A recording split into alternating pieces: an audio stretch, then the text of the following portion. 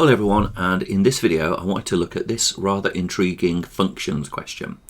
And I've picked this one because even though it's only like a question 7 on a paper, I think it's got some ideas in. I would say it's an A-star question really, because it's got some extremely unusual ideas in that you don't very often get, but they do come up sometimes, and it's important that you need to know how to deal with them. So it says the function f has a domain from -2 to 6 and is linear from -2, 10 to 2, 0 and from 2, 0 to 6, 4. A sketch of the graph is shown in y equals f of x is shown in figure 1. Write down the range of f of x. So the first thing is the y values that are going to come out of this function, and we can see that down here we go from 0 and the biggest y value that comes out is 10. So therefore our range of f of x is that f of x is less than or equal to 10 but greater than or equal to 0. So that's quite nice to like sort of start us off. There's no sort of like issues there. Then the next bit, it says, now here's the first sort of like intriguing idea. It says part B, find f of 0. Okay. Now the problem is that you'll notice that they don't give us what the function is. So they don't tell us anywhere what f of x is, but we've somehow got to find out what f of 0 is. Well, now here's the first thing. So f of 0, we can see that when x is 0, that the y value is sort of like intersecting here, somewhere between 10 and 0. So what we've got to do for this first bit, and this is the first sort of intriguing idea, is we've got to use symmetry. So if it's the case that, I'll just draw a little sketch here just to show what I mean.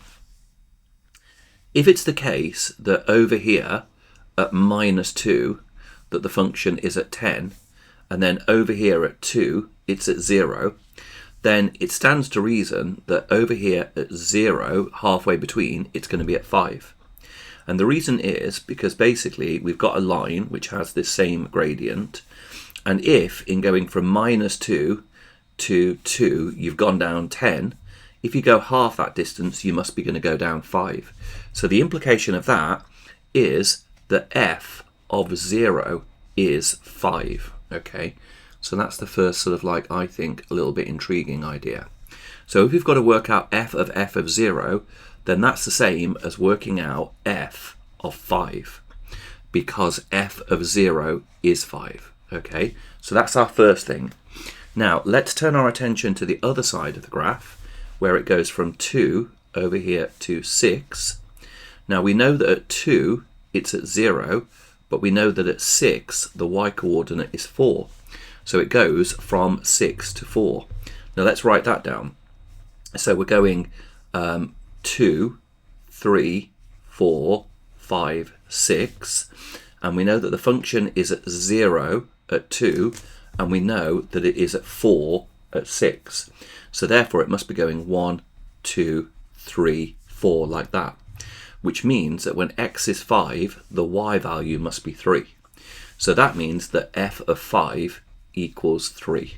Okay, so kind of intriguing the way that you've got to deduce those values by a symmetrical relationship when you're not even given the function, but they just kind of like expect you to infer it from these values. I know that when that question comes out, that really catches students out. So be aware of that one. Very, very sort of unusual and kind of tricky idea, I think, especially for only halfway through a paper. Okay, well that's part B done. So we found that f of 0 is 5 by using symmetry there. And then we found that the same thing as well, almost linear interpolation really. We found that f of 5 is 3. So therefore f of 0 is 5 and then f of 5 is 3. So our answer is 3. Okay, perfect. Now, next bit. Find the inverse of g of x. Well, that's quite nice. There's nothing particularly tricky about that, okay? So let's write that down. So finding our inverse of g of x. So I'm going to start off by writing that y is equal to 4 plus 3x all over 5 minus x. And as you may know, viewers of the channel may know, I'm a fan of the swap over the x and y, which means everywhere you see a y, change it into an x, and everywhere that you see an x, change it into a y, and then rearrange it to make y the subject. You can just rearrange it anyway, but it's just kind of more satisfying to rearrange it to make y the subject. So I'm going to multiply both sides by 5 minus y. So I get x, 5 minus y is equal to 4 add 3y. Okay, then I expand my brackets. So 5x minus xy is equal to 4 plus 3y. Then I'm going to get everything that has an x on one side of the equation and everything else on the other. So I'm going to subtract that 4 over to the left-hand side and add the xy over to the right-hand side. So that gives me 5x minus 4 is equal to xy plus 3y. Once we've got to that stage, we're then going to factorize out our y, giving us x add 3, open brackets, y is equal to 5x minus 4. And then we're going to divide by everything that is in, divide by the bracket. So 5x minus 4 all over x add 3. And that is our inverse function, okay? So I could write that as, how could I write that? As g to the minus 1 of x is equal to 4 plus 3x all over 5 minus x, okay? Oh, rather, no, hang on a minute. That's my original function. Sorry about that. My inverse, g to the minus 1 of x, I'm sorry, is 5x minus 4 all over x add 3. There we go. Okay, so we found our inverse. Now, it's worth pointing out as well that sometimes when you're finding an inverse, there's very often a mark for stating the domain of the inverse. However, in this particular question, the mark scheme doesn't indicate that there is a mark for that. And I think that's perhaps because we haven't been expected to find the range of g of x. So very often, if you're expected to find the range of g of x, when they ask you to find the inverse, it's always a good practice to write down the domain of the inverse. Because more often than not, there's a mark for stating the domain of the inverse, even though they haven't explicitly asked for it, okay? However, in this case, there isn't a mark for finding the domain of the inverse, but more often than not, there is. Okay, now this is the intriguing bit about this particular question. And this is this is the unusual thing, I think, about this question. So it says for part D, and it's worth 5 marks, if g of f of x is equal to 16, we've got to solve this equation. Now the really weird thing is we don't even know what f of x is. So how on earth we're meant to solve it when we don't even know what f of x is kind of like a bit intriguing. Now step 1 is an idea that I think would not occur to most people. So I'm going to write down an example. Let's say, for example, that we had sine x was equal to 1/2, okay? So sine x is equal to 1/2. I think most people, most kind of like viewers of the channel, would be okay if we were to say that x is therefore inverse sine of 1/2, okay? So therefore we've just kind of like done the inverse of the function. So sine of x is 1/2. So when you do like the inverse, that gets you back to x. But over on the right hand side, you've got the inverse of that function. So the first thing they expect us to do, and I don't think you may have seen this before, is if it's the case that g of f of x is 16, then that means that f of x is equal to the inverse of 16. Okay, that's the absolute key idea right there. Super tricky idea. So f of x is in fact the inverse of 16, using this same kind of logic here that I applied to sine x. So what we've got to do, and this is the link really to the bit that precedes it in part C, is we've now got to find out what is g of the inverse of 16. So we know that what our inverse function is. Our inverse function is 5x minus 4 over 3 add x.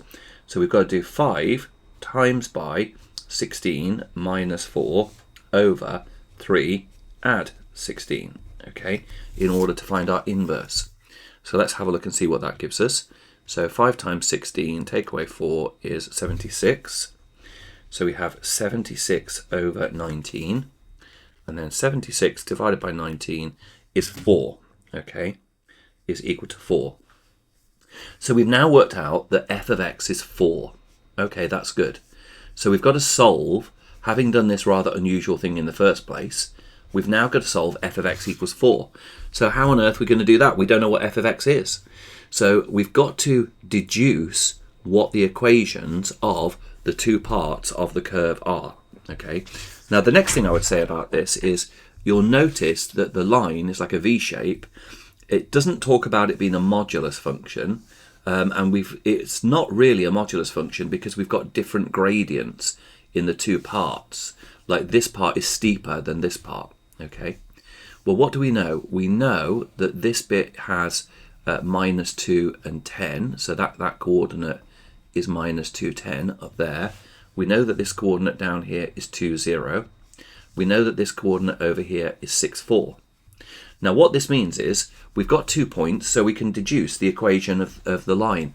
And in fact, we've got a composite function here because we have one equation governing part of the curve and another equation governing the other part. So we're going to use this to find the equation of these two bits. So first of all, let's try and find the equation of this segment from here to here. And we're going to do that by just finding out the gradient and using one of the points. Okay. So let's think about what's our gradient. Our gradient is going to be 10 minus 0 over -2 minus 2. So in other words, it's going to be 10 over -4, which is going to go to -5 over 2. So our gradient is -5 over 2. Let's just use, I'm going to write down y minus y1 equals m x minus x1. And I'm going to use the point 2, 0 just because it's simplicity. For the sake of simplicity. So y minus 0 is equal to -5 over 2 x minus 2, like that. So therefore y minus 0 is equal to -5 over 2x. Multiply this is going to give me +5. So therefore my equation for that part of the curve is y equals -5 over 2x plus 5. Okay, so we found the equation. That is the equation for this part. Now let's apply a similar process and find the equation for this bit up here. Okay, so we've got to have a gradient of it's a gradient of 4 minus 0 over 6 minus 2. So that is a gradient of 4 over 4, which is a gradient of 1. So we've got a gradient of 1 and we've got the point there, 2, 0. So y minus 0 is equal to 1 times by x minus 2. So therefore our equation for that bit is y is equal to x minus 2. So we've now found the equation for this portion of the line. Okay, so great. So we've basically been able to find the equation now of those two portions of the line. And remember that what we're solving at this stage is we're solving f of x equals 4. Okay, so what we've got to do now is we've got to imagine that we've got a line drawn across at 4, like so. Okay, and we've got to basically deduce what are the two solutions to y is equal to 4. So y is equal to 4 there is a line going across. So let's think about that. Well, actually, this one is super nice because the coordinate of this point is 6, 4. So basically the point 6, 4 lies on this line here. So it means that when x is equal to 4, we can see from this equation as well that it means that y is going to, when y is equal to 4, it means that x is going to equal 6. So that's one of our solutions, okay? Coming from the equation y is equal to x minus 2, when y is equal to 4, we have x minus 2, so we have x is equal to 6. So that's one of our solutions. And the other one is going to come from this one being set equal to 4.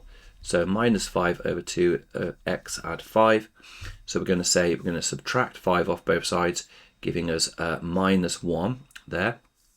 We're going to times by 2 and divide by 5, divide by -5 to give us x. So all I've done is rearrange this one to make x a subject by subtracting 5 off both sides, timesing by 2 and dividing by -5. And that gives us x is equal to 2/5 or x is equal to 0.4, which is our other solution.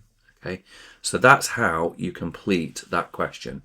But I wanted to look at that question because I thought that that involved some rather unusual ideas, both in part B, even though it was only worth 2 marks. Very important, I think, to know how to do that in case it comes up. And especially that part D. Thought that was very intriguing about the way that you're expected to use this idea here, that f of x is going to be given by the inverse of 16. And then further to that, the way that we then had to deduce what the equations were of the 2 separate parts of the line in order to solve it. Okay, I hope you found that helpful, everyone, and I'll see you in the next video.